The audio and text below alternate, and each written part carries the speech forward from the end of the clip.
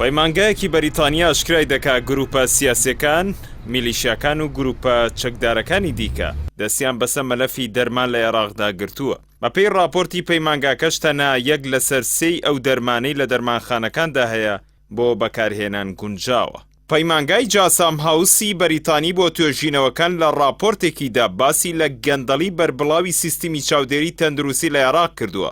تێیدا تشکی خسۆتە سەر شێوازی دابینکردنی دەرمان و ئەو چەند قۆناغەی دەگاتە دەرمانخانەکان و دەڵێت گەندەڵی بەرفراوانی تێدا دەکرێت.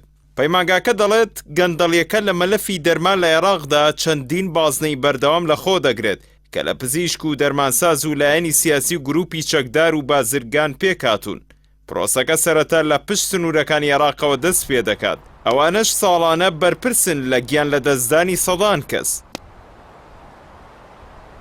هەروەها پەیمانگاکە ئەوەی خسۆتە ڕوو کە قۆڕکردنی بازرگانی بە دەرمانەوە لە عێراق بۆتە هۆی بڵاوبوونەوەی دەرمانی ساختە و ماوە بەسەرچوو.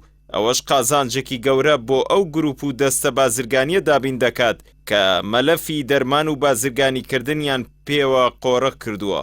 ئەوانیش هێزی سیاسی و چەکداریان لە پشتە و ساڵانە لە نێوان 5 بۆ 7 ملیار دۆلار قازانج دەکەن. بەپێی راپۆرتی پەیمانگا بەریتانیەکە کۆی ئەو دەرمانانەی کە دەگەنە دەستی خەڵکی تەنها لە 30% بە گونجاو بۆ بەکارهێنان دادەنرێت لە کاتێکدا ئەوانی دیکە ئەگەری هەیە ساختە یان بەسەرچوو بن.